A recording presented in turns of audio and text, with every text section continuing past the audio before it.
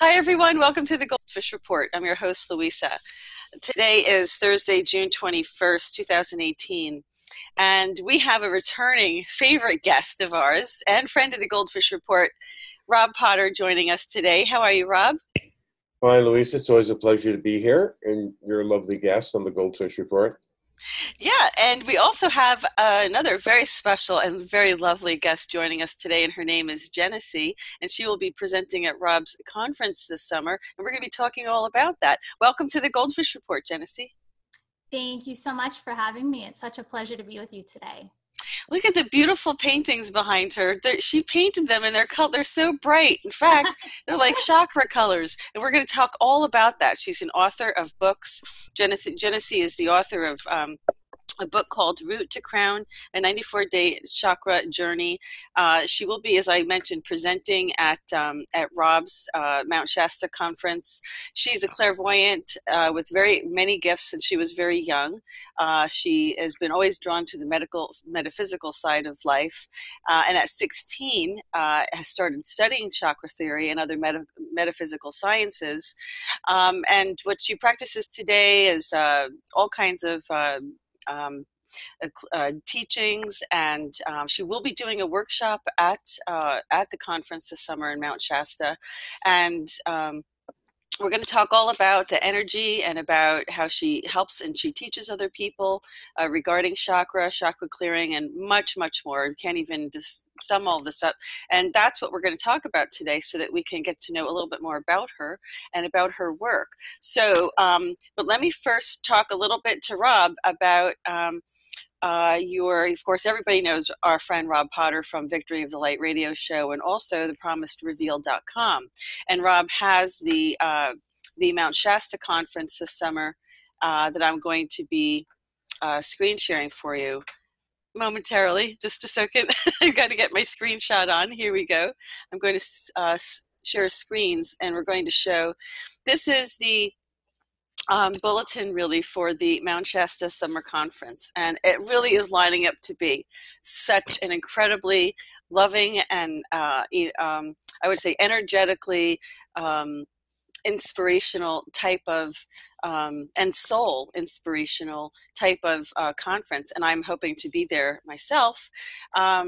We have many people here lined up, Rob, and did you want to just tell us right off the top before we start to talk to Jenesse Yep. about, just tell us a little bit about the conference and then when Jenesse is going to be presenting, because it just seems like really, folks, if you're going to go to a conference this summer, aside from, you know, your other activities you do, this is definitely one you don't want to miss. So why don't you tell us a little bit about this and how can people register? Well, of course, you can just go to my website, and then is the home page. That's a banner. Just click on that banner. But thank you very much for having me here, and let me share this. You can, what we're doing here is I wanted to honor the relationship between Earth and Venus for the people. And because I felt like the disclosure process is very political, and a lot of this and that and finger pointing. Why don't they do this, and how come we don't have that? This, for me, the movement of the greeting our friendly space family has always been about an energetic change for the Earth. And so the idea for my conferences in general are for people to have more intimate experiences revolving around positive information, as opposed to so much the political disclosure stuff like Prepare for Change, which I'm kind of known for, and other stuff. So Right. I felt it was important. So we have these people that you've met before, the people, Raymond Keller, and of course, Scott Warner. What an amazing energy he has. I mean, Yes. he's infectious. He's humorous. He's been cheering me. I've been having some stuff, and I've been doing some different changes. Bought me a woman named Anna McPeak, and just a lot of changes for me in my health lately in a positive way.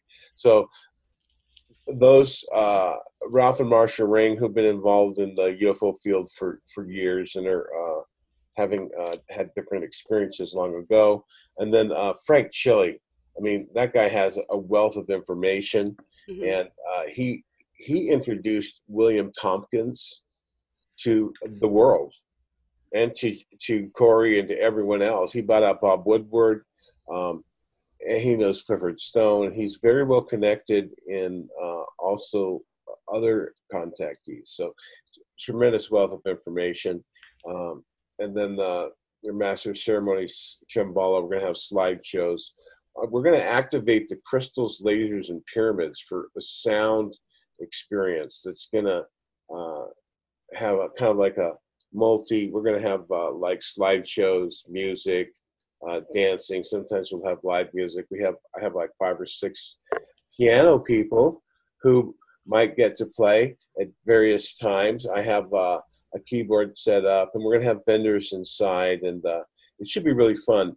But one of the things that one of the guys named Bob Short, who I had intended to come, like Sheldon, was feeling ill, but he provided a package.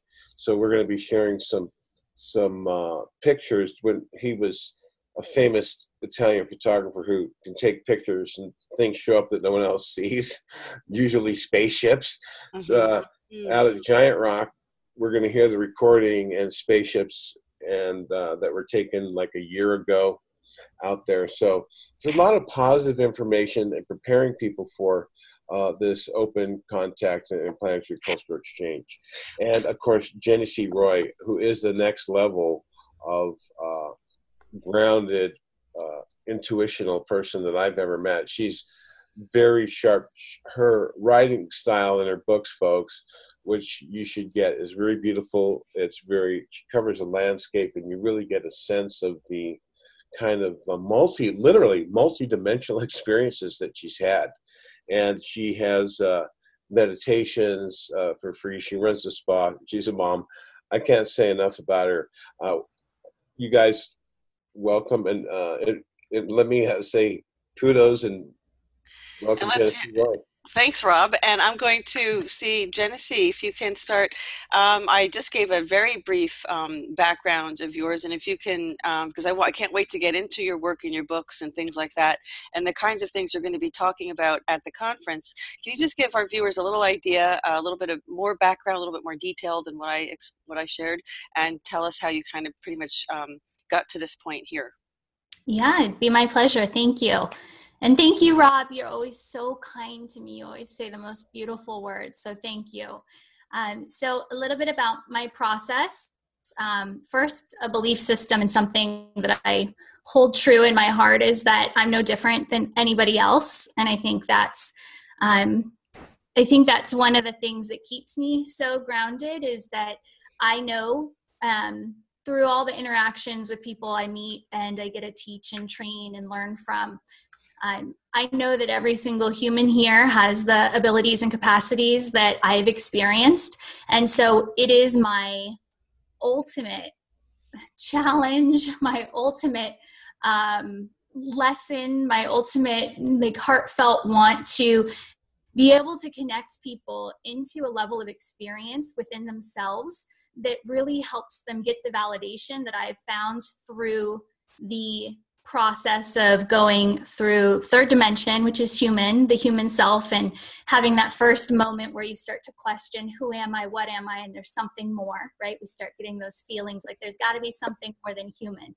And so through that 3D dimensional reality of being human, and then stepping into what I would consider 4D, which is then doing the work, expanding through all of the patterns, belief systems, lessons that we brought here to kind of remove from the limiting constructs and the limitations that we have that kind of hold us into this thought process that, that being human isn't expansive. And then from that, moving into 5D, which I think is the ultimate goal for all humans, is to step into and acknowledge and open up to this latent potential that's always there. It's always within us. It's always a part of us. And in that 5D experience is when we just become the totality of who we are through all space, all time, but we live it in this human body and we love it. And to me, being human is the most amazing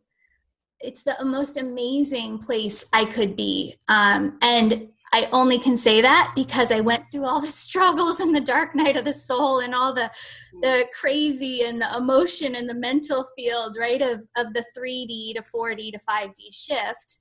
But that's my passion. That's what I teach. I didn't realize it as I wrote each of the 3 books that I have, but those 3 books, the 94-day chakra journey was my documentation and experience of moving through the 3rd dimension.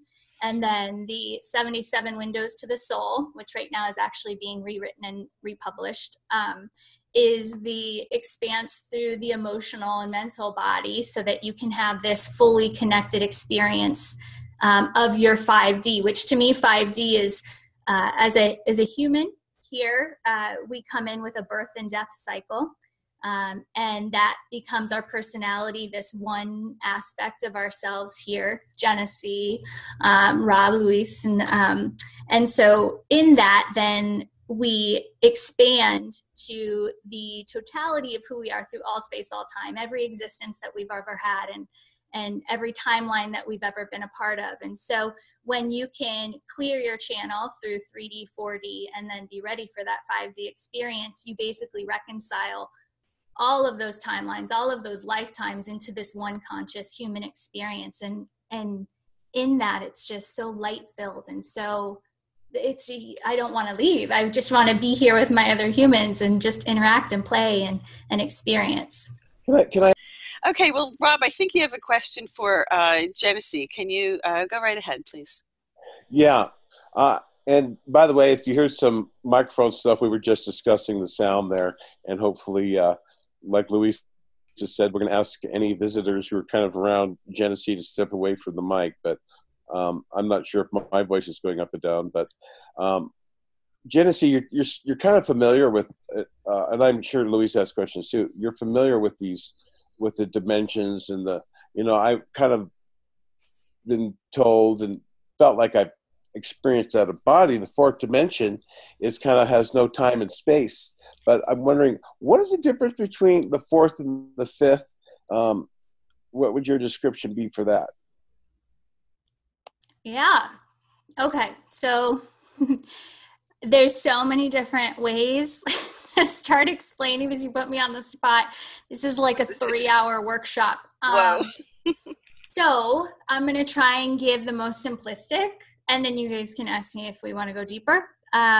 So just how I was explaining it and how I work in the dimensional realities as a singular person, right? So here we're 3D. Of course, everybody understands that concept. We're all physical.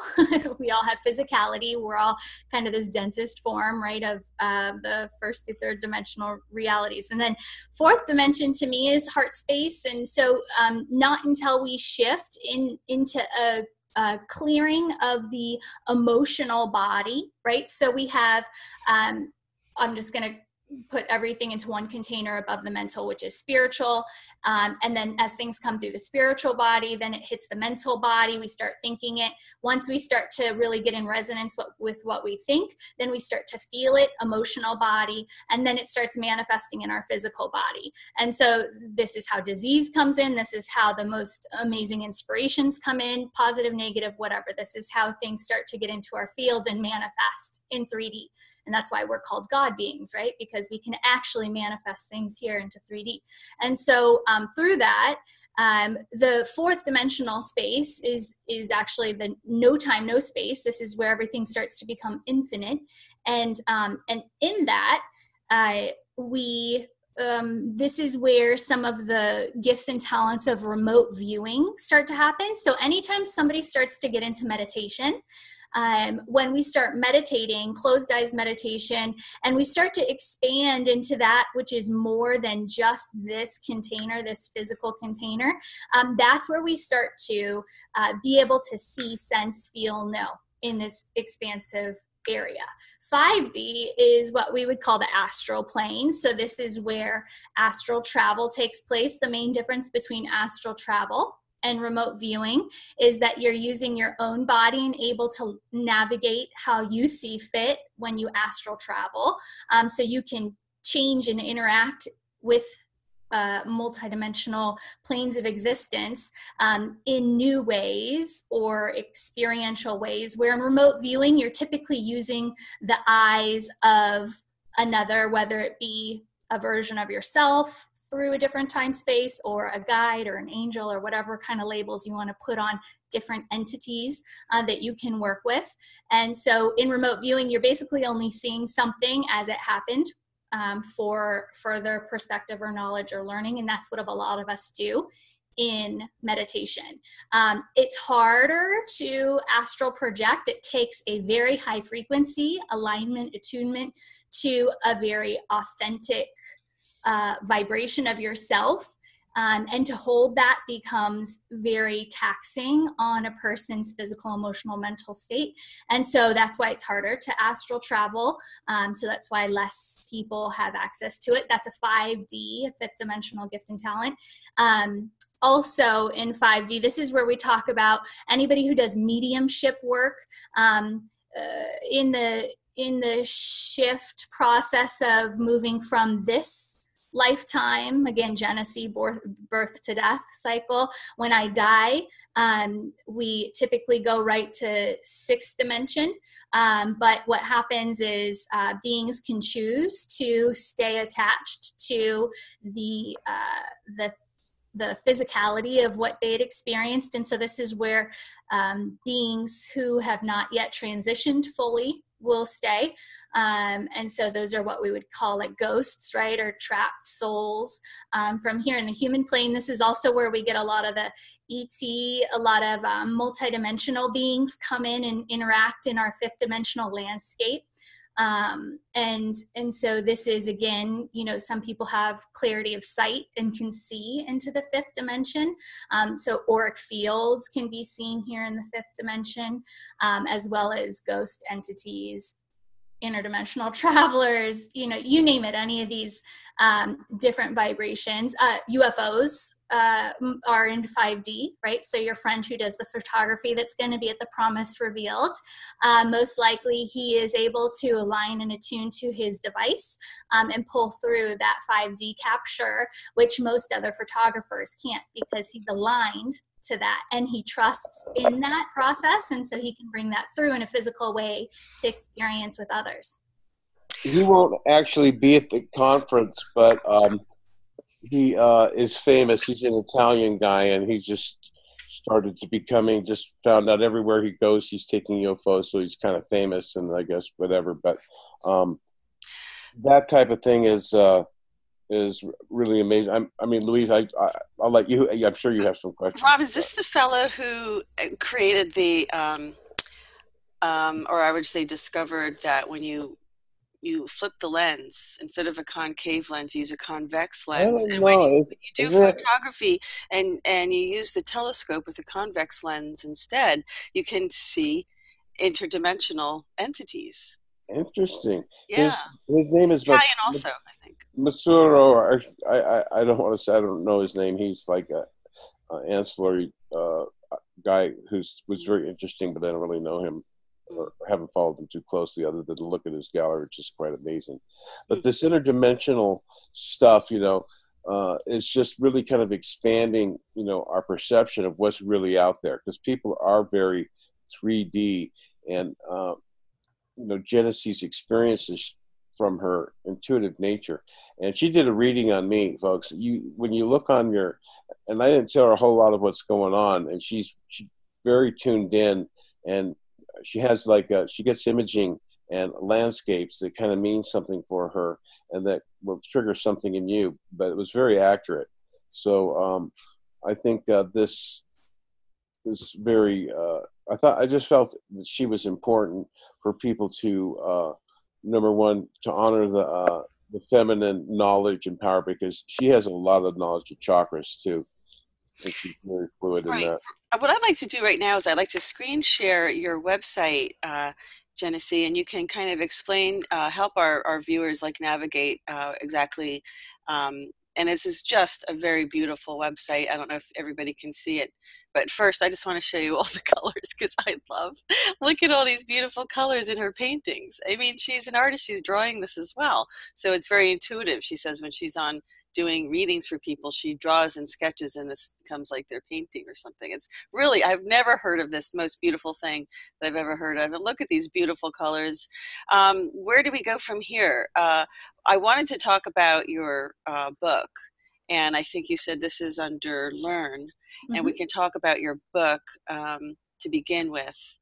And here we have it. So you have 3 books that can you explain to people? I mean, I know there's a lot of viewers out there who, may very well be familiar with, Kundalini and chakras and things like that. But could you, in a layman's term, kind of just give us an idea? Is this what you explain in your books? Do you explain what are these books about? Are they here to help people clear their chakras or work with their chakras? Give us an idea of what's in your books. What did you want to write about? Yeah, so the 94-Day Chakra Journey was the first book that I wrote, and it was a documentation of my experience basically clearing myself, clearing my channel. So to me, chakras are the pathways, the gateways, it's basically the channel that connects us to the multidimensional landscape. And so when somebody has yet to do that singular question of what is my purpose or what am I here for, which usually happens during midlife crisis age range, right? So in chakra theory, we live by this 7x7 chart. So as simplistic as I can get, the chakras, we've got root to crown, which is the name of the site, or that's kind of my stamp there. So we go from a root to crown cycle and then crown back down to root cycle. And we do this constantly. These are the cyclical cycles that we live through in our lives. And every time we do this, root chakra, which is, in the groin area, sacral chakra, which is that orange, which is right in the sex organ area, solar plexus chakra in the stomach, heart chakra in the chest, blue is throat chakra, third eye in the brow center is purple, and then about a foot above the head is the crown chakra, which is pink. And so through I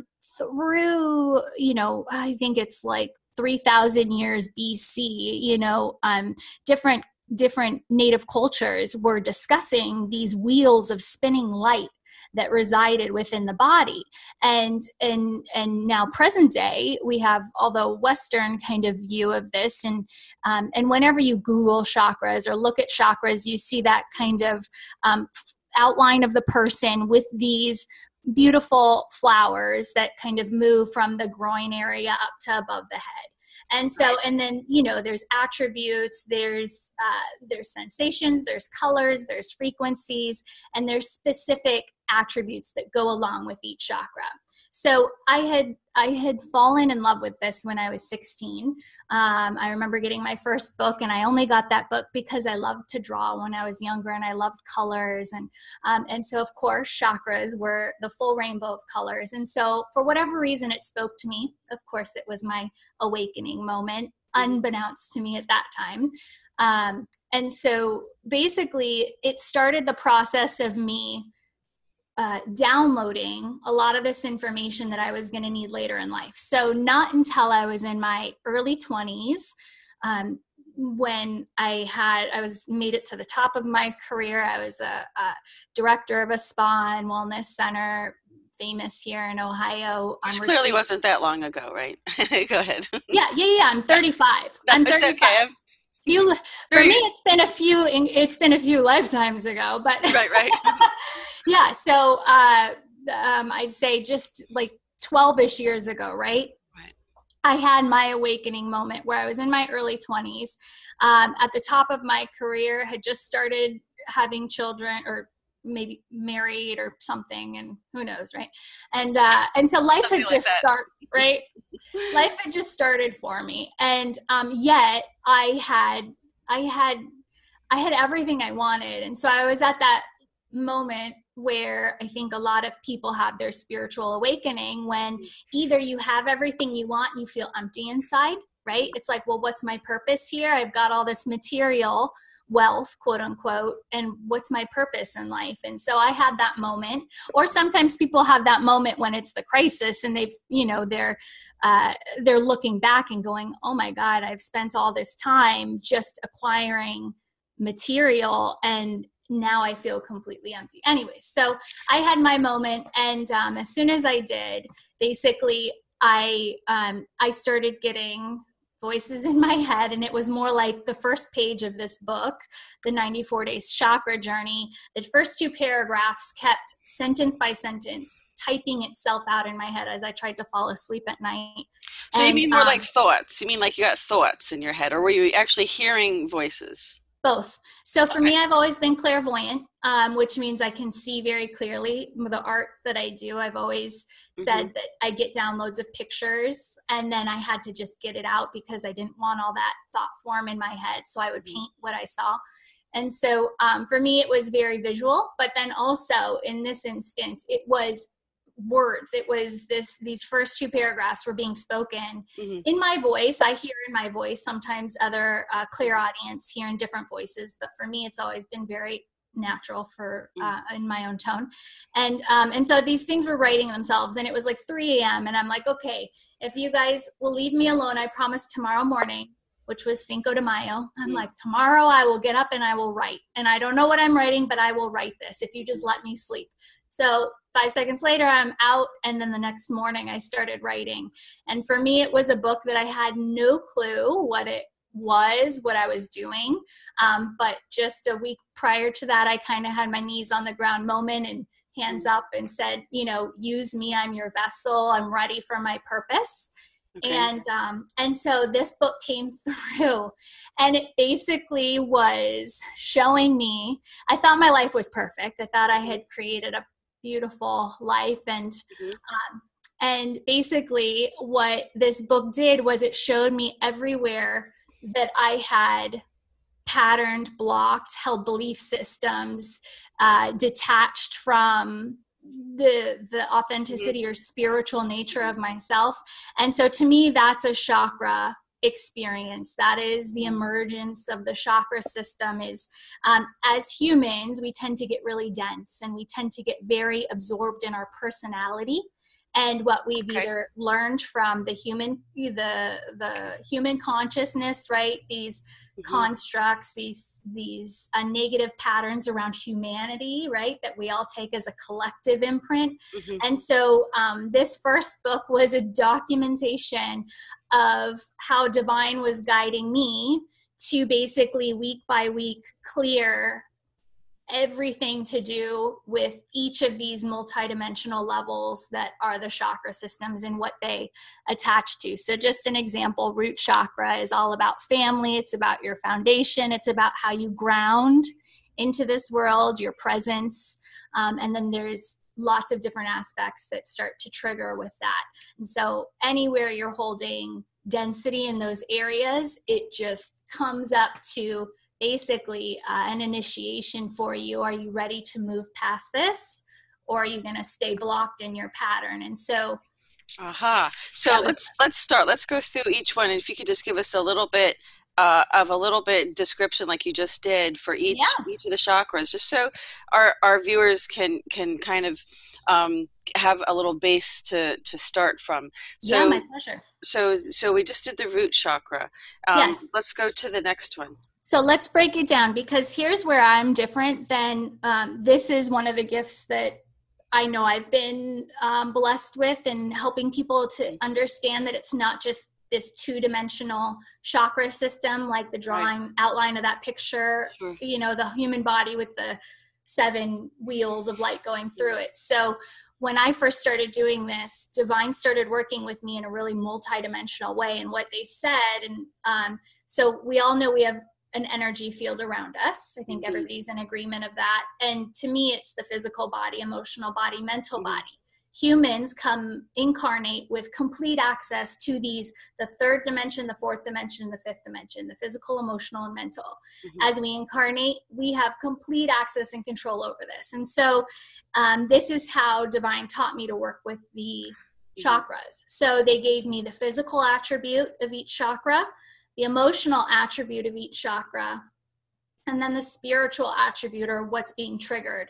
And so basically the root chakra that I just described, the physical attribute would be your family or your foundation. The emotional attribute is grounding. So grounding is how secure and connected, and your ability to actually ground into this existence or into what's being created for you. And then the spiritual lesson, the spiritual light bulb moment would be presence. So when we are completely clear, harmonized, balance in our root chakra, we can be and hold presence through every conscious breath we take here as a human. Okay, no, that's great. So there's 3 components to each chakra. So let's move to the next. What's above the root chakra? The sacral. This is the orange. This is the good stuff. Okay, well, we started with red, though. Root is the red, right? Root is red. Great. So sacral chakra, your physical attribute is your one-on-one relationships. So we're not talking your family, right? Because that would be root. We're talking you and another individual. And so this could be you and a partner. This could be you and a child. This could be you and a coworker, you and a best friend. Doesn't matter. It's you and somebody else. Okay. And then, so that's the physical. The emotional is passion. And so another word here could be like creativity, right? So think womb-like and what we birth down into physicality, because right below the sacral chakra is the root chakra. So whatever comes through here then can manifest into physical form. And then the spiritual lesson of the sacral chakra is fluidity. And so I'll tell you, if you're having, so some of the negative constructs that come along with sacral chakra are manipulation, control. Like, think about it. Your one-on-one relationships, we're either manipulators and passive-aggressive manipulators or full-on manipulators to get what we want, right? Or we control, and we either control to avoid or we control to have more. And so this is what when people talk about like energy vampires, or you go into a room and you're just in feeling, because sacral chakra is all about the emotional body.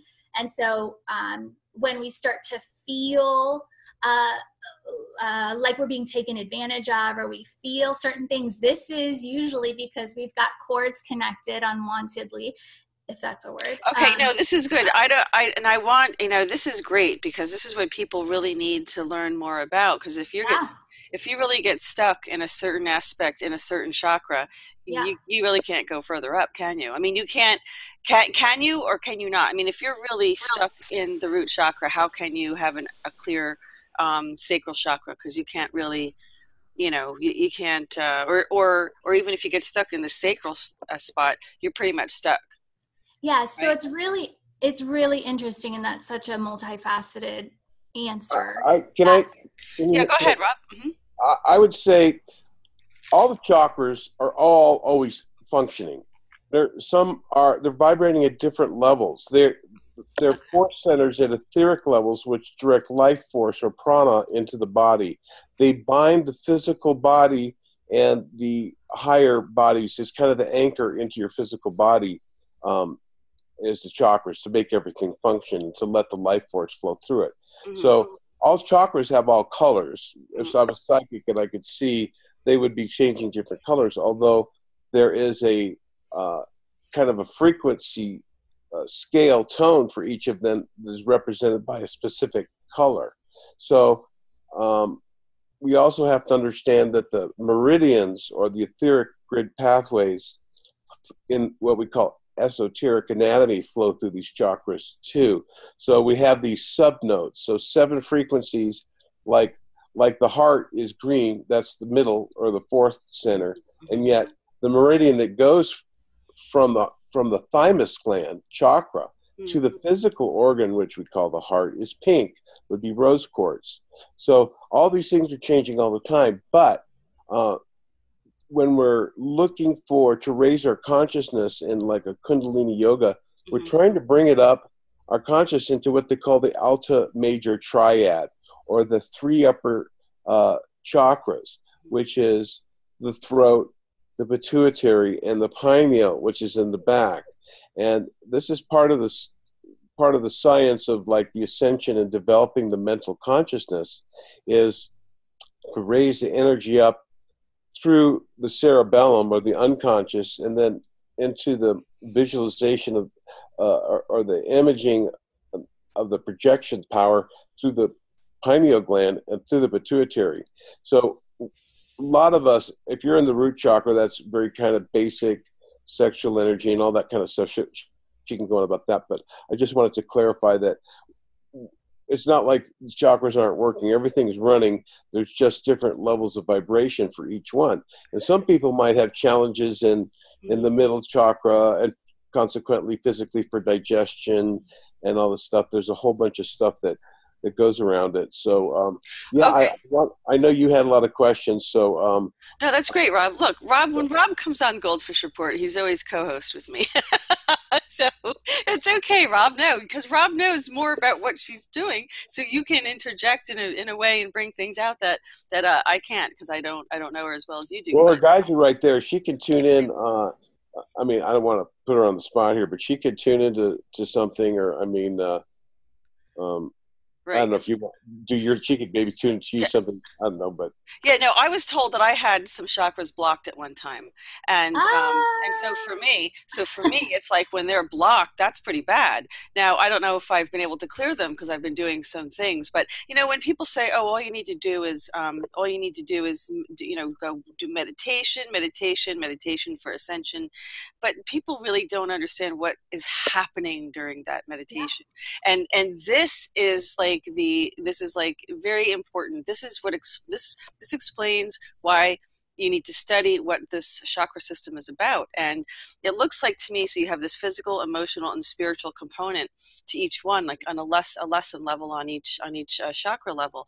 And it looks like so there's different dimensions to each chakra level. I mean, you have the physical, that's the third.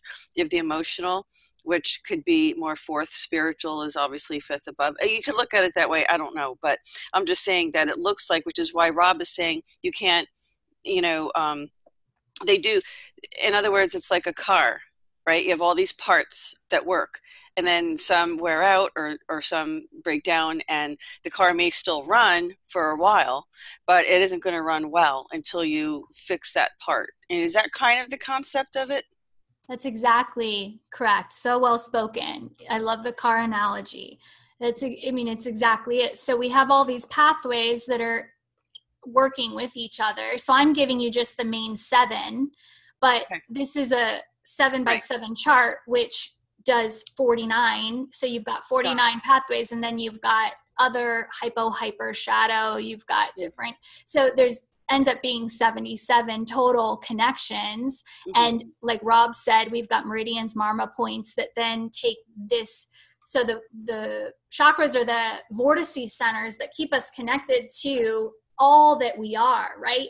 Us as the authentic expression of the divine, or whatever you want to call it, right? And so when we're blocked, like you're saying, when there's a part of the car that's not, the exhaust isn't working, or even just your fan belt starts to get loose, right? Exactly. So as that happens, so now we're having a little bit of a bump in the road, right? And so we can keep going on it as long as the car is going to let us, but unless we address that block, is what we call it in chakra speak. The density is how we see it energetically.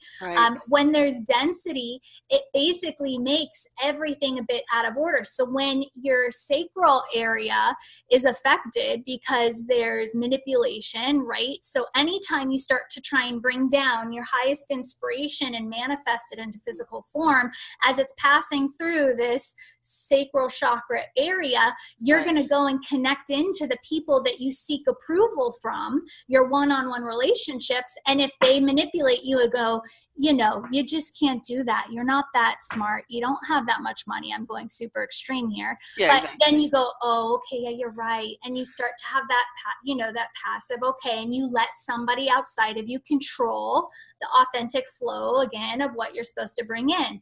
And so energetically, what happens is we have these encounters constantly to show us where we're holding density or where we're holding patterns or belief systems that no longer serve our highest, most authentic truth. Right. And so as these things get reflected to us from our external world, it's our chance to basically transmute that, move past it, and grow as an individual. And so what happens is if you constantly let somebody in sacral chakra world manipulate you and take away your power so you can't manifest that truth, right? Then basically that's going to continue to happen to you. That's why people say, my boyfriend's always manipulative and I just keep having these patterns of the same men coming into my life. And so anytime you have a pattern externally, it's reflecting a part of you internally you haven't healed or moved past yet.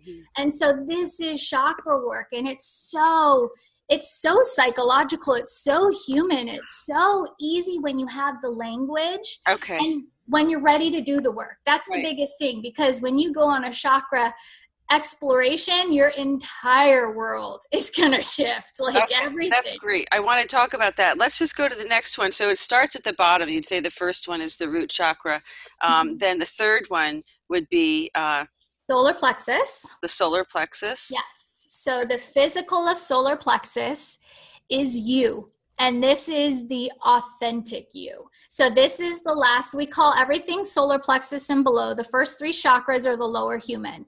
The heart chakra becomes the gateway, the bridge to the higher spiritual realms or the divine human, the high self. And so this is how we typically break up the chakra system. And so this is the last level before we go into that heart chakra, which is that 4D, no time, no space, right? And can then be this perfect conduit between high self and human self. Okay. And so the physical in solar plexus chakra is you and authentic. Oh, excuse me. So, the emotional and the... Yeah. And then the emotional is willpower, right? So think about it, the gut, right? So the willpower, the energy it takes to actually get things done in physical. And then the spiritual here is transformation. So this is like the caterpillar to butterfly spiritual lesson as we heal and move through this, claiming the authentic self. We have this transformation moment. Oh, this is great. Because I think anybody who comes to this conference, by the way, and even if you don't go to the conference, if you can't make it, definitely get her books. Get Jennesse's books, because this is really great stuff. And if you can see her out in Ohio, that would be even better, because she can do this clearing work, this chakra clearing work. So let's move on just so we can get through these different categories a little quicker. So then we have the heart chakra after that. Yes. So the heart chakra, look at how my voice even softens, right? Yeah, and that's green. Solar plexus was what color? Yellow. That's Yellow. I love that you have solar plexus and your throat chakra colors for your emblem back there. It's you aligning how you speak your truth and aligning it to your truth. It's beautiful. Oh, good. The blue and the gold, or the gold anyway. Yeah, so that's great. So green heart chakra, the physical attribute here is community. So we go now outside, because this is now attaching to unity plane, right? Okay. So it's not family of root chakra. It's not relationships of sacral chakra. We are now in you can call it the soul groups, right? Those people which are supporting you in divine sense, or it's also the community of humans that then we serve. So heart tends to magnetize in what we need. So those people out there who constantly use this voice and say, I'm always, there's always so many negative people around me. There's so much negativity around me. Like if you're somebody who's saying that and expressing or labeling the communities around you outside of you as anything, pick a label, right? But use that as a reflection to start going inside and doing the healing work. Why is it that I'm drawing to me negative people, right? So Oh, heart right. chakra is constantly going to draw from your environment to you what you need to see reflected, right? Outside of you to do the healing work on the inside. Yeah. Um, Okay. Okay. And so then the community emotional. is physical, emotional is compassion. And then the spiritual lesson here is balance, right? So again, we go vulnerability, all this, everything attached to heart chakra. So again, like people who are empathic or clairsentient, right, can really feel. Again, Right. they'll use words like, you know, I can't go into a room because I can feel everybody's energy. If you're somebody who says that, like, watch Right. out, because as divine humans, we should be able to interact with everybody because we're holding our space, we're holding our light. And just by being ourselves, we can shift and change everybody outside of us. So if you're somebody who uses those types of words or that kind of languaging, again, there's probably something going on where you're blocking or resisting the complete flow of being one, seeing yourself outside of yourself, right? Mm-hmm. Everybody I see, I love. Like I can hold that truth. I know that truth. Mm-hmm. And so, so that's kind of heart chakra awareness as well. Amazing. And why is it green? Oh, Everybody thinks of love as red. Hearts. yeah. Love. Well, Why is it green? I got that one. frequency. Yeah, Rob. Okay. So when you think of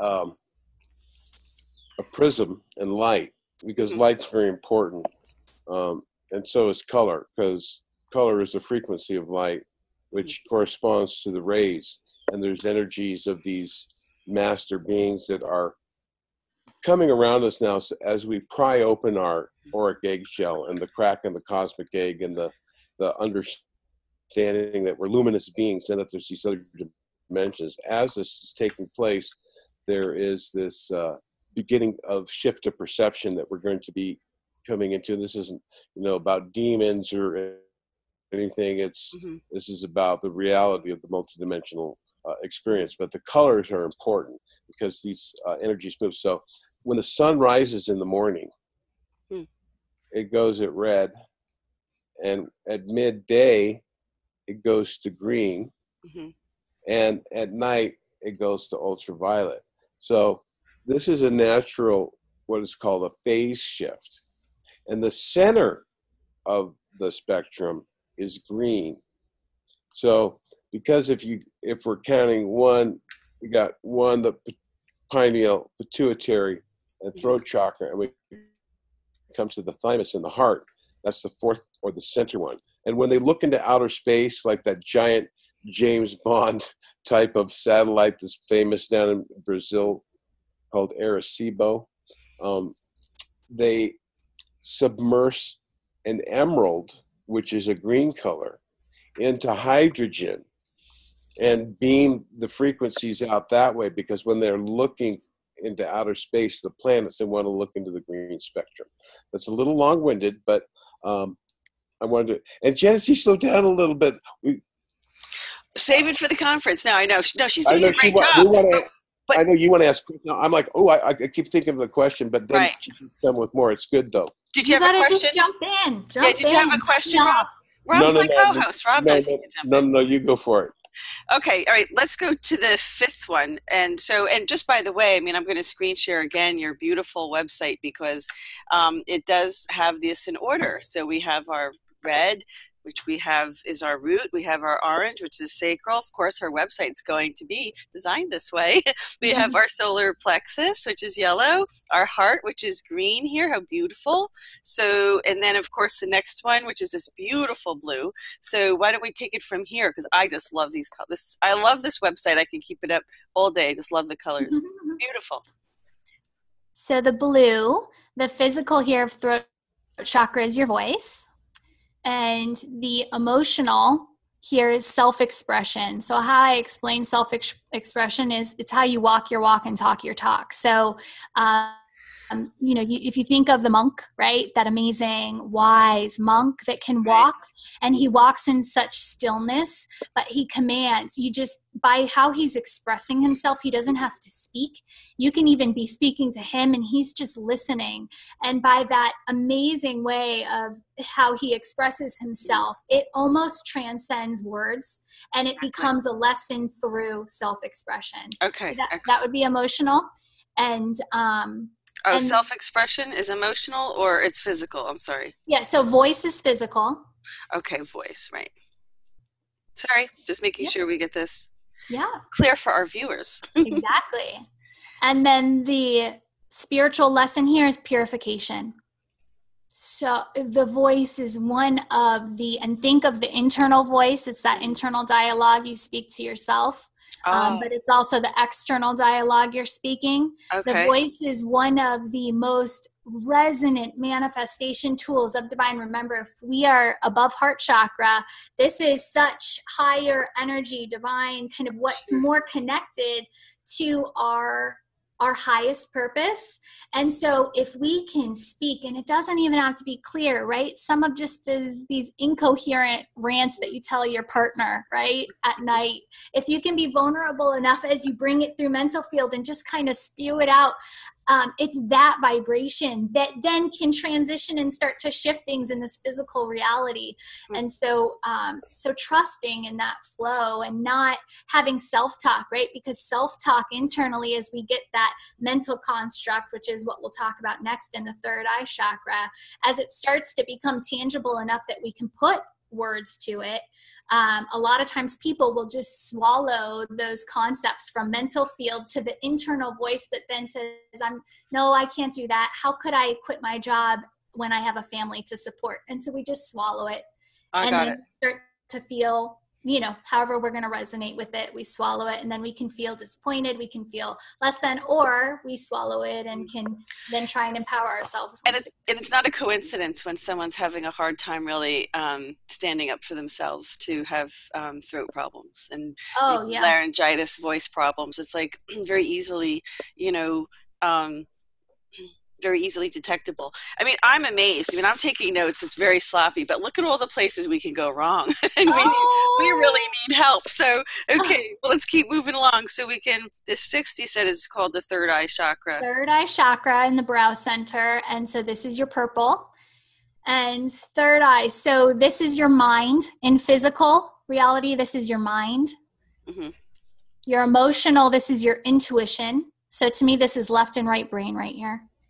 Anybody with migraine headaches, it's called the fight of the seat of the soul, right? So this is the fight over the pineal gland that Rob's been talking about. And so if you think about it too, 40 to 49-year-old women are like classic target demo for migraines and insomnia.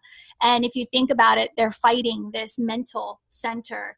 It's so classic. Wow. So classic. What do they call that?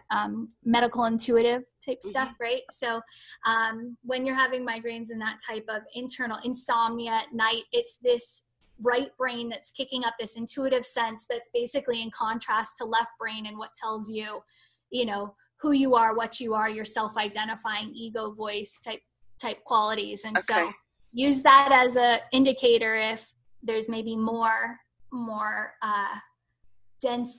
density or work that needs to be done in that mental center. Gotcha. And then the spiritual lesson here would be clairvoyance. So clear-sighted, right? So having that perspective from on top of the mountain.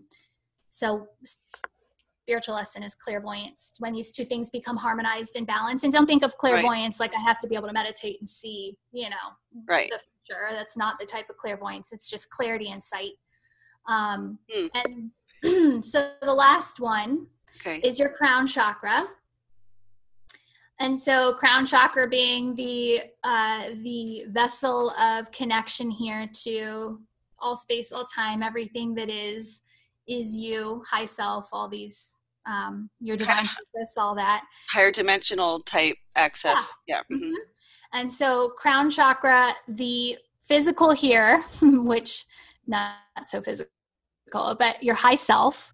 So this would be the physical attribute. And so for people who haven't heard high self would be it is the personality we've created here as a human. So me, Jenesse, I've created this personality with all of my unique experiences here being human. But what high self is it holds our unique personality, but it holds that in connection, not contrast, to the totality of humanity, right? And so it knows us as this singular, beautiful vibration and the uniqueness that we've created for ourselves, but it also holds that in connection to the entirety of humanity and knows how to navigate our beautiful vibration through that river of humanity. And so that's high self. So is this where intuition, and what color is this one too? So I can pink. So pink, gold, rose gold, white. I mean, so yeah, I heard of white, but yeah, okay. Yeah, but these are some of the colors associated too. So the emotional lesson on this one is, maybe you can repeat that. Oh yeah, your purpose. Yeah. Okay. And the spiritual lesson here would be transcendence. So this is when we can transcend the need of this singular personality and be that unique vibration in connection to every other soul vibration out there. And so that's that transcending moment when we no longer have to serve ourselves, but can keep that beautiful pattern. Okay, so this is very interesting because, I mean, as I'm looking, and I showed everybody this is a long list. This is a lot of things that we can be blocked in. And when somebody, it's like you're like a spiritual doctor, so in a sense, and if you know how to clear these things and help, you know where people are blocked. Is that what happens? Somebody comes to you and you kind of know where they're blocked, and then you make suggestions to them to help clear. Because what happens? I mean, what's the difference if you have a fully cleared chakra versus one that's not clear? Does it impair the ones that are higher up, or is it, I know we were talking about this before, but yes. What happens? So, well, when you clear, and so again, we're clearing not only physical body, emotional body, mental body. So like you said, I just gave the 7 main chakras and how they interact with each other, but each chakra meets each chakra. And so and that's book 2 is the 77 windows to the soul, because there becomes 77 pathways. And so it's a very kind of clear, concise way to move through. I'm going to share that again. Oh, look at these beautiful colors. I'm just going to share that again so we can see. Well, can you go actually, can you go to the under learn? Sure. Because you asked how I work with people. So under workshops. Okay, let's do that. So there's a free workshop, and I will, the 7-week chakra workshop, it's completely free. If you go to explore workshop, it looks just like kind of the homepage, but it has all of these meditations and videos. Basically, after I wrote the first book, I was basically guided to do this for people, to record what I experienced and went through writing the book, because the book's kind of portioned out into 3 parts, and the third part they had me literally go in and clear each of these chakras. And so what they did was had me sit in meditation in the beginning of the week. They had me become very present and clear with every problem that was happening during my week. And then at the end of the week, do another meditation. And you can see here, so there's part 1 at the beginning of the week. There's a little, actually, Rob, there's that part 2 is a whole meridian channel clearing, because the chakra centers are connected to our meridian channels. And then the part 3 is the finale. And so it's very easy guided imagery. I shouldn't say that. I shouldn't say it's very easy. It's very, so it's because, they're very long, but I basically walk you through step by step and give you the words, and it's not so much about the meditation. What this puts you in the right place for is basically taking control, saying to to your high self that I'm ready to do this work. I'm ready to become present. So it's not so much about the meditations. The meditations are intentions to do the work on yourself and to have these patterns and belief systems come up so that you can actually see in your world where you've blocked yourself and are holding on to so much of this density. So you asked, do I read this for people? My biggest hope is to empower people. Again, I do this for free so that people have the tools. Like, I don't want to have to heal you. This is your journey. You have every tool. This is your life. This is beautiful. Like, you have every tool at your disposal. The thing is, we get to these points that Buddha called them initiations, right? So we get to these points where we basically inhibit ourselves from moving to the next initiation because we like to control our little world. And as you start to open more and more clearly to these higher energies, you realize you are just a co-creating vessel, right? Surrendering to the highest divine wisdom that flows through your vessel. And that's a very scary, vulnerable place, right? So we're constantly being given these tests by ourselves, by our high self. Are you really ready to move to this next level? Or do you want to hold on to these patterns because you know what they feel like, you know what's experienced, Interesting way of saying that. Oh, go ahead, Rob. Well, I've been listening. I've been off. I've been kind of doing a couple house chores, but I've been listening. It's just fascinating because, Jenesse, she has the knowledge. She just, and without hesitation, no ums or ers, she knows what she's doing because she has this like authentic connection. And one of the things, one of the questions I had was, when you're looking like the next level and what's holding us back, and I'm like Louisa, I want to know, I'm interested in what's the future and where we're heading and what the possibilities are. I know they're infinite, but you're sensitive, and your gift, a lot of it is personal transformation, educating people to become their own sensitive advocate or whatever as you want to call it. But and by the way, folks, she has some free downloads, listenings of her talking and taking you through processes of clearing on those links to her site. So check that site out and utilize those free things. And she has some interesting stuff. So I was going to ask now, and I don't know if your guides, if it's not right, but I was kind of wondering if you could kind of like give an intuitional, reading for kind of the future. I know the end, we're going to have rainbows and crystals with unicorns and sprinkles on top. You know me. Well, but what, any challenges? And, Louisa does have a large following, not only of the spiritual information, but she's really very much involved in discerning what, the mechanizations of the government and all this stuff. But, without getting into detail, kind of give us, if you can kind of tune in, you have any premonitions or warnings about anything that might be challenging, or that we can, or position we could take emotionally to handle the coming changes? Yeah, or if you have any comments about President Trump, either. I mean, have they given you any kind of specific? You're right, Rob. Have they given you any kind of specific insight as to President Trump? Okay. And his role right I don't think you guys are gonna like my answers. Number one. So there, how do I say this? There was a point in my path, in my process, where I made a choice, right? Because free will is such a beautiful part of the human process. And we constantly, no path is a bad path. I'll just say that. So anytime people are scared, like, oh, what's my next step? Where do I go? I have so many options.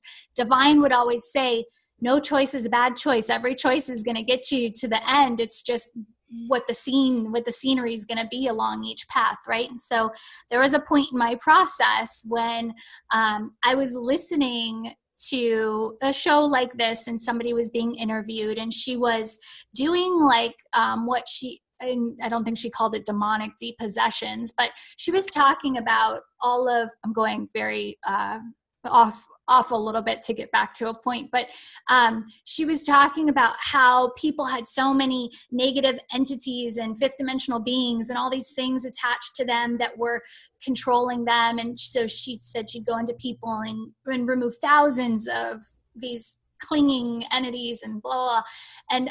And I remember hearing this, and it snapped me into this place of, if my ultimate belief is that there's a still point or a source that we're all created from, right? That there's a singularity that resides within each of us, right? That we each hold this spark. You know, what words do you guys give it? Anything else that would paint a picture here? Whatever that one residing chord, right? String theory type stuff here. Whatever that one chord is that resonates through all of us. If I am in the belief system that we all hold this same spark.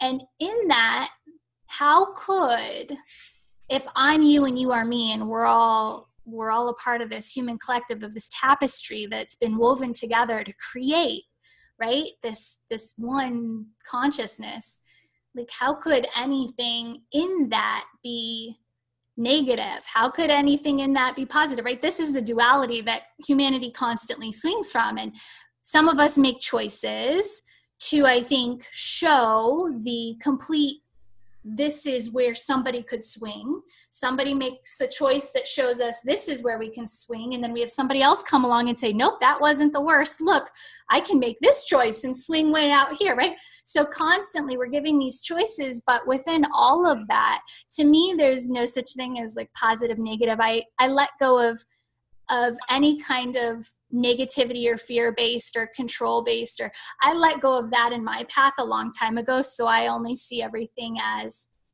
divine and as a way to get us to be one together. So if you ask me about Trump, I would say, look at how he's woven together so much of this human collective. So does it take something to swing so far here to get us to see what resonates as this mass collective more closely? So I'm not going to do a reading on Trump. I don't have any information on Trump. No, let me just ask you something though. Yeah. Why would you say we wouldn't like your answer? What was your preconceived idea? Well, because Rob was asking me, because I've heard, maybe I'm using conversations with Rob too in the past, where I know he's asked me, and how he kind of worded the question, can you do a forecast on some of the changes that are coming or these things? And I don't so much resonate in that world. When I do readings for people, it's always to tap you into what is moving through your divine lesson plan, right? So, and I believe we're such a networked community that that I think by reading the energy that's surrounding us here, us three, which we all three connect to, these bigger collectives, all the people who are now watching this, right? So we can hold space to read this energy. So just a funny me and Rob in our conversations. Okay, not a problem. So, but the funny thing is that, I think what you're going to be doing a workshop at this conference, and I think everybody should come out and see Jenesse at this conference, because she's just so fascinating, and she clearly is so knowledgeable on all of these topics and can really, I guess, want to know what the topic is for your workshop, but certainly I'm sure people, and Jennesse's just been doing what she obviously does very well, and she's, teaching. So she was going through all of this and explaining to us, because we have a lot of work to do, I think, and each of us have the responsibility, wherever you are on your chakra system and lesson learning system, to learn more about who and what you are, and how to navigate through this dimension and this life. So I definitely think everyone should go see her, visit her website, get her books, and find out more about this lovely lady. So I'll do a read if you want. It's funny because and what you were saying, the way I would, okay, here you go. I was saying, and I understand, because I'm not into promoting fear or going into negativity. I'm not saying any changes were negative. So to say that I'm sorry, Rob, I didn't right. mean So what I was saying, you guys do know I do a POTUS report every week, don't you? No, I told her you do a thing about that, but and I said that you have a political side as well as a metaphysical side too. But to couch in your terms, Jenesse, what I was thinking was how people are going to integrate with their surroundings and make their own decisions. Let's do that for kind of the group collective. Yeah, I love that. Yes. Of for the earth and kind of what's happening, and just say, let's ask the question and put our vibes on it, and everyone shuffle the cards so they come out right.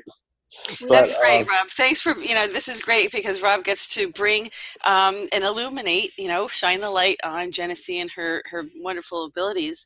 And so in closing up here, let's see what you might have, what kind of insight you might have. Rob has suggested. Did you talk about the deck, the Oracle deck yet? I'll show. That's what I'm going to read. So I usually don't have in interviews. I don't usually have my Oracle deck sitting right next to me, but it has been this whole time. And I started mixing it earlier when you were talking about good. What you said that somebody said your chakras were blocked, and you were like, how am I even supposed to know how to get through that? So I've actually started shuffling since that exact moment. I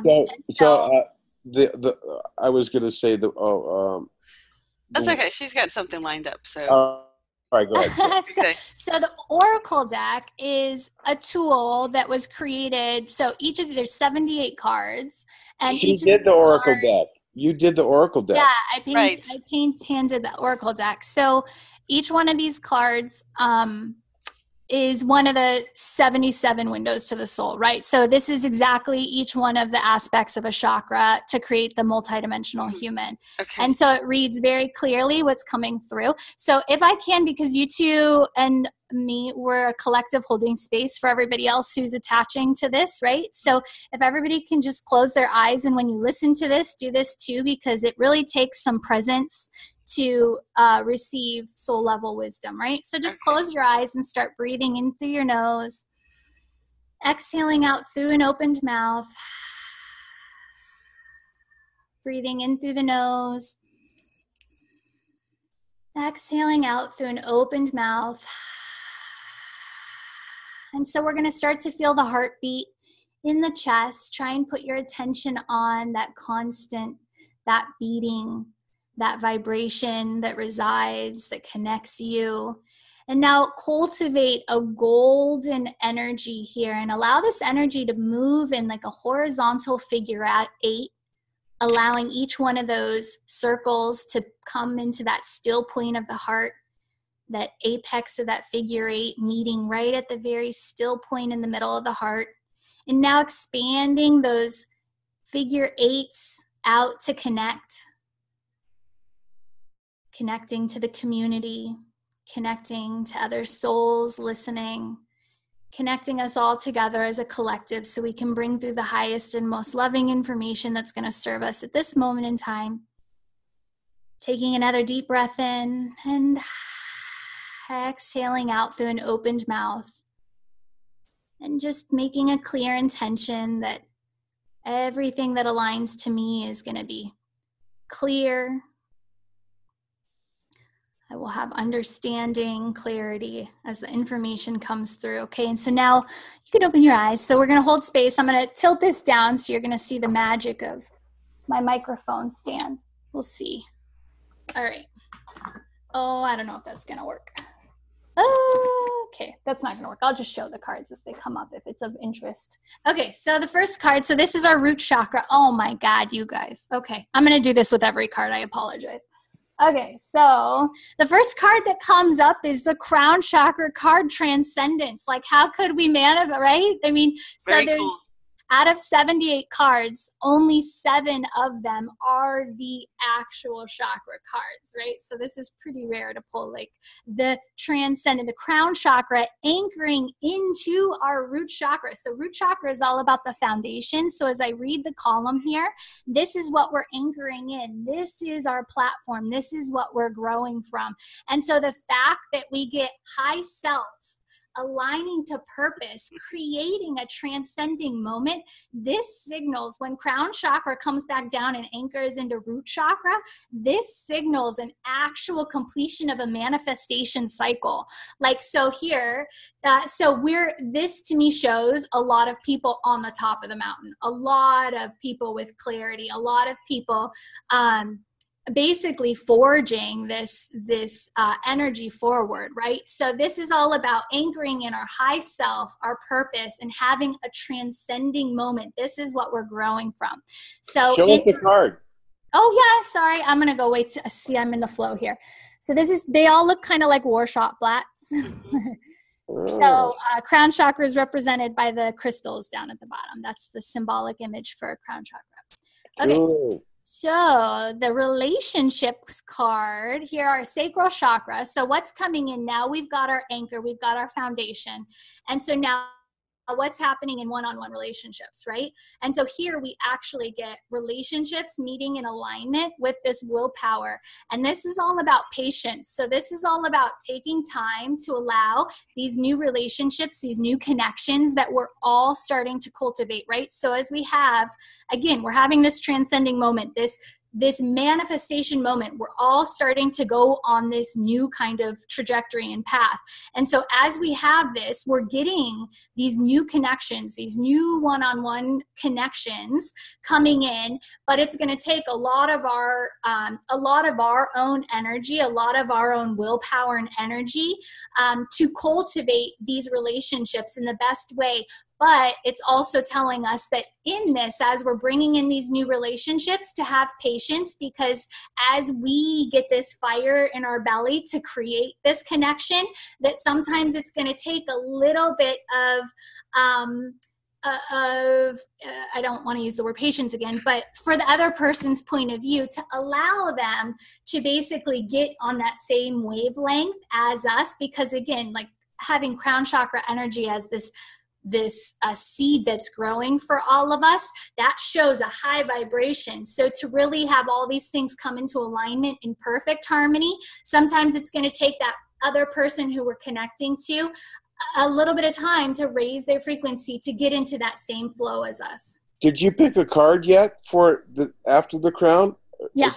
And that is it. What's this? It's called? This is the patience card. So this is where solar plexus chakra meets our sacral chakra in relationships. Oh, okay. So this is where we cultivate the energy to go after those relationships so that it can help us.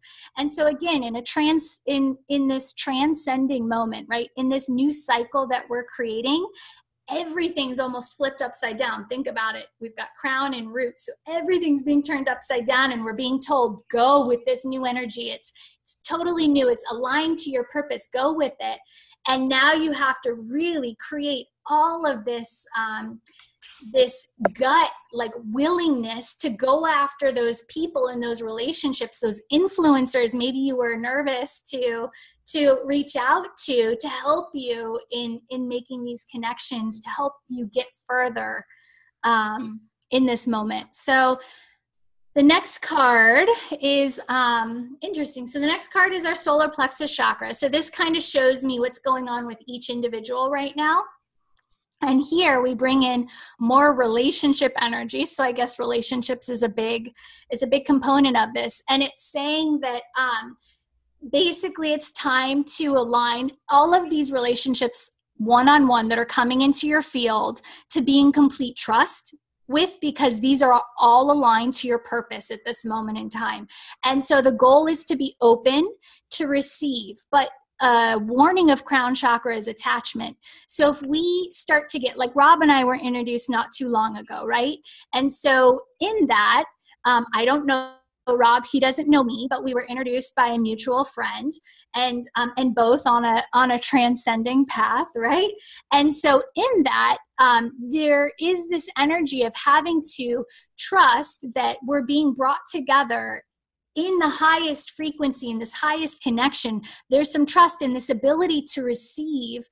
But if I have expectation over what Rob can do for me, or if he has expectation over what Jenesse can do for him, there becomes this pigeonhole, limiting effect on our relationship, right? But if we can stay open to receive all of the greatness, not have expectations over that relationship and what they bring to this equation, then we can receive the divine connection and purpose and why this person has entered into our field.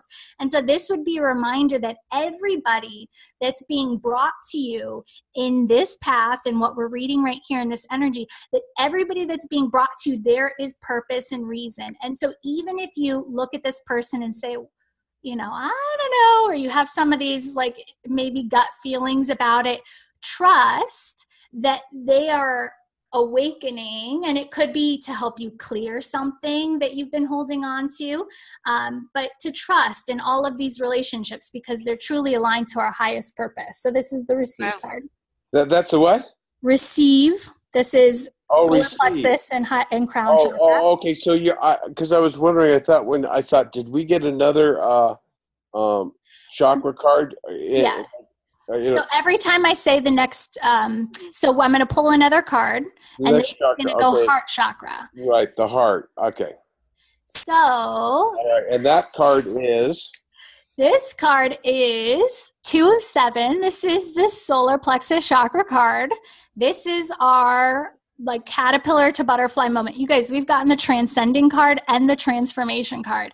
Like this is signaling huge shifts. I mean, we're so awesome. Right? There's no. It's good energy. Exactly. I mean, I did a reading the other day, just a collective reading, and it was like every hyper card. I'm like, oh God, what are we doing? These are like such empowering cards. Okay, so totally. So the heart chakra is all about the bridge. Again, we talk about low self and high self. So what can get us from this low self, this human energy? What's the bridge to get us to what we would consider like the Holy Land, this like that which is our purpose, right? And so here in the bridge card, we're getting this transformation energy, so it's all about what's going to transition you from this human, maybe what we would consider, I'm not so happy in this sluggish atmosphere of being human. So how can I align more fully to that I know I am, the totality of myself? And so what this card is saying is, by being your authentic self, right? And so I'll explain that in a minute, but by being your authenticity and keeping the energy aligned to that, you will transform. You will have this caterpillar to butterfly moment. And so to me, authenticity, when I try and teach people how to find their most authentic qualities, I say, what are the 3 things inside you that are unwavering? So for me, I am always smiling at strangers. And you'd think that's silly, right? But in a Starbucks parking lot, if I can't make eye contact with you and hold your eye contact and smile to try and make your day a little better, or awkward, who knows, but to make your day a little better, then if I can't do that inside myself, I know I'm holding a density or an energy that is out of alignment with my authentic quality. And so there are certain things, like I am always tactless, making jokes, trying to make my husband laugh, right? And to make the people around me laugh. Like I'm a goofy person. If I'm not in that vibration, then I know I'm either holding collective energy, I'm holding density somewhere, I'm in a timeline that's slower, that's holding me back from the present moment.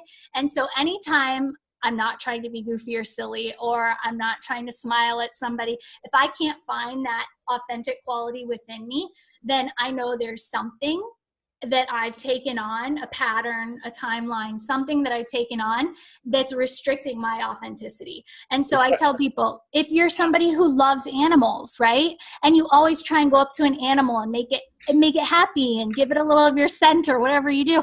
You know, if you look at an animal and you don't feel connected that day, that something's out of your authentic stream. So that's what we talk about when I say authentic. It's kind of like a progress there. Like for me, the question was, what is humanity? So humanity is channeling transcendence and then going through patience and receiving.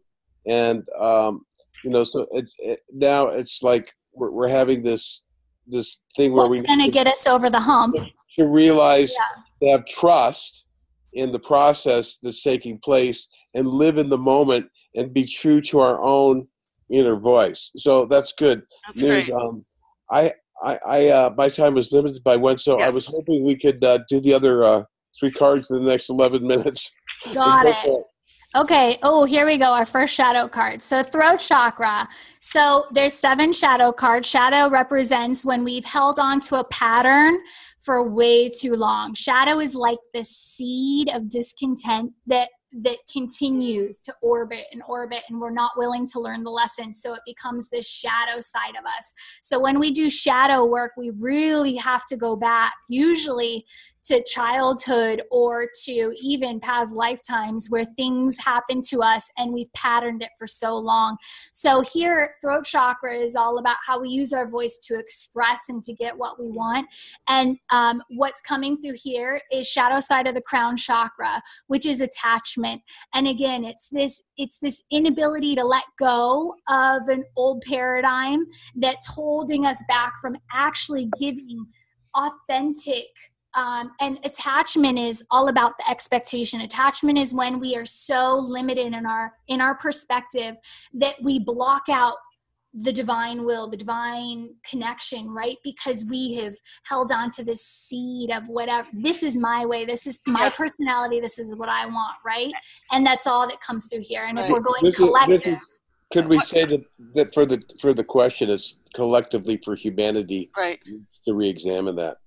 Well, this is what I wanted to comment on, Rob, and I'm glad that you asked for this collective, humanity interpretation, because I kind of get that as this is the great awakening where people are finally going to learn the truth. They're going to be able to, people who are in the truth community are going to be able to finally speak the truth. The ones who have the truth and have been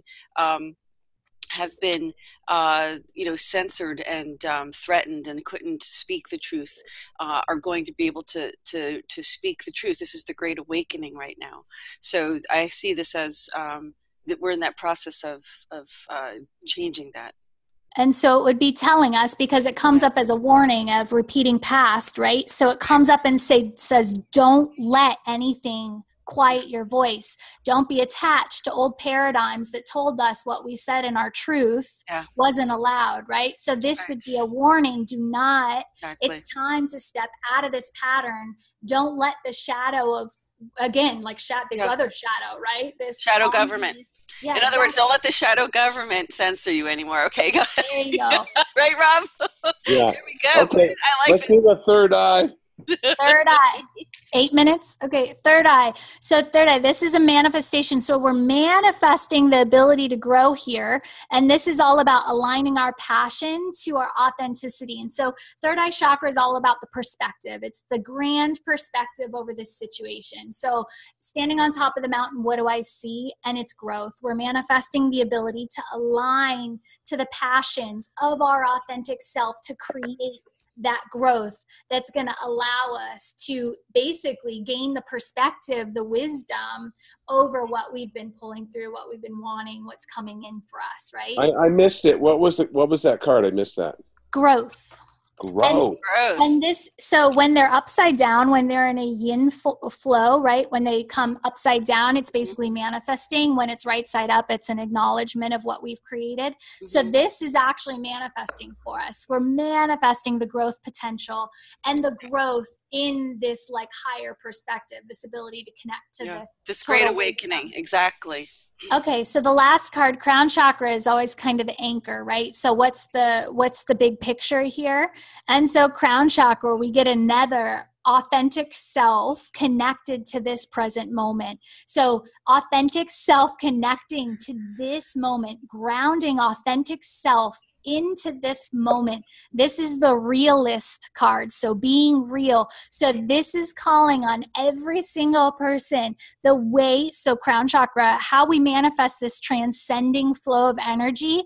Every single person has to step into the realist version of themselves. And that means it's about to get real, yo. Exactly. Yeah, you're not kidding. This is like the wake-up call for all the liberals out there who are bashing Trump. So this is the way I see it. I love you guys. You goddamn Trump back. No. Well, no, this is the problem. People are being like mind controlled. I think the dialectic, people getting when involved. People are out there saying when people are out there saying "f you" to our president, this is are you really being your authentic self? No, you're going along with some kind of stupid, program and agenda. People become polarized, and there's different things, and the way that everything is presented in the media is designed to polarize. So I see that reading as we went from transcendence to reality, and making the changes through the growth of patience and receiving, and even the shadow side, and not stifling our voice. So I see this as a positive thing for humanity. And what I'd like to say, just to sign off and to thank you and Jenesse, this, and then you guys can say goodbye here, but is I think we need to work with a positive message here and move away from too much of the distraction, the fear. It's good to watch it and look at it and be aware of it, but be aware that there's going to be some angelic energies and transformations on the planet that are going to affect every man, woman, and child. And we're going to go through, for a lot of people, be difficult, but if your internal clock is tuned in, things are going to be positive.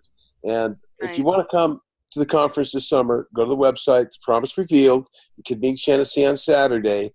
And we're going to be focusing on some positive understandings there. Saturday, June, which one? 28th? 28th, yeah. But June 28th, okay. I'm sorry. No. It's July 28th. Saturday, right. July, not June, folks. It's not until right. the end of July, this conference. So let's just remember that. Yeah, that was very well said. Thank you so much, Rob. And thank you for enlightening our life with Jenesse and showing us, teaching us, introducing her to all of us and to our viewers. And so I just wanted to say on that last point that it's very telling to be your authentic self and not just go with the mindset of other people around you who you may share a social group with. You really have to decide what's right within inside yourself, and see if you're really basing it. Have you informed yourself enough to really have that opinion, and are you doing it just because of the herd mentality? And we should be careful of that, because we are coming into this manifestation phase that and this great awakening. This is big changes coming, and if you want self-growth, you have to become authentic. And I think this is just like what you said, Jenesse, know who and what you are. What is your authentic self? And if you have trouble with that, this is a woman to help you. She can help you. I've been, for the last half of this, I've had this voice in my head going, we should do something for your audience where it's just like a free, room where they can come in and we can just do this, I don't know if you do that or what, some kind of webinar or something, but just something, I don't know. I've had that. So, well, look, I'll just put that on. Work it out with Rob, and we'll see, and we'll publish it on another report. We have a little over a month before the conference, so we could come back again. If you guys think of something, you can let us know. We'll come back and we'll talk about it.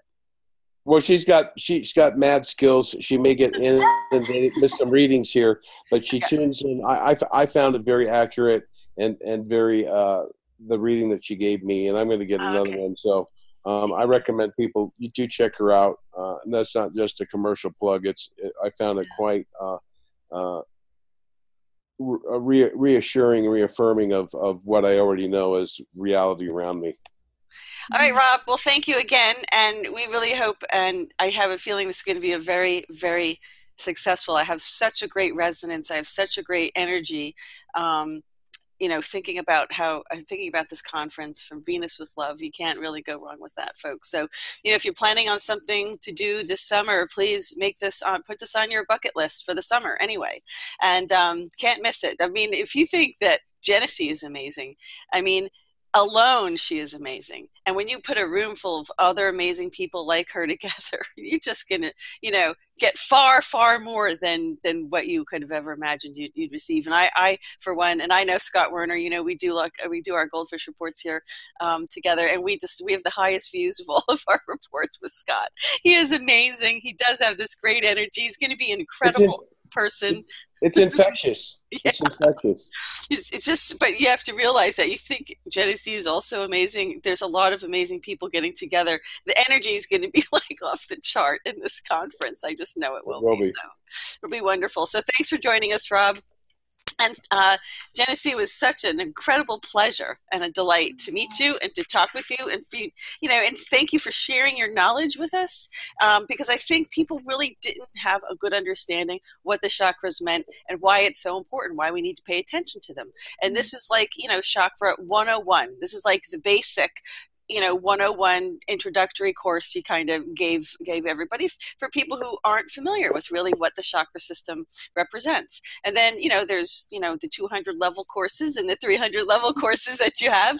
And that, will come at another time. And maybe at this conference, and workshops, you can share some of that.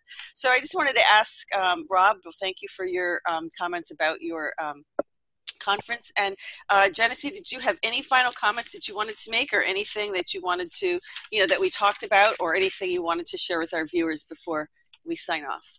Yeah, well, I do. There's a completely free app, and I own everything about it. And it's called Chakra Deck, and it has this deck. This amazing friend of mine did the algorithm, and I swear it is the most in tune. If you're questioning anything and want like a quick reading, people question how it can be so on when it's just an app. And I read myself using this app because I'm too lazy to do the cards for myself. So you just get in there, take a breath, connect to your heartbeat, ask a question, and it gives you the most high vibrational information. So it's a really easy tool. You don't need me, it's an empowerment thing to get you in the vibration of understanding the chakra language. And just by intentionally getting into that vibration, it opens you so much more. So it gets you present, and it makes you become the realist, right?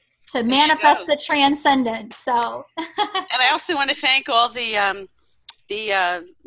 visitors and spirits who were with us when we first started, and we had a little bit of a fluctuation with our sound, because there were so many people that were so happy to be around that we were doing this interview, and so many in your energetic field and auric field and all these fields that are around you. So we thank them for stepping back away from the microphone so we could get them more, giving us our time. Yeah. But we're glad they were here with us all along the way and giving you messages and helping us all through this. And want to thank you so much. It was a pleasure meeting you, Jenesse. Thank you so much for joining us on the GoldFish Report. Thank you so much for having me. It was such a pleasure. Good luck at the conference. It's going to be wonderful. And Rob, it was always a good pleasure to see you. Thank you again for joining us and for bringing Jenesse to our viewers. And so good luck with the conference. I'm sure this is going to be fantastic. I know I'm trying to get there. I'm going to try to work on that. So it was something, I have a very special connection to it. That's why. And we're going to manifest this. Hopefully we can bring that to fruition. So folks, if you want any of this information, I'll have the links in the description section of the video. You can go to Rob's website and register for the conference, or you can go to Jennesse's website and learn all about her lovely, wonderful work. So I want to thank you both for joining us, and this concludes this edition of the GoldFish Report.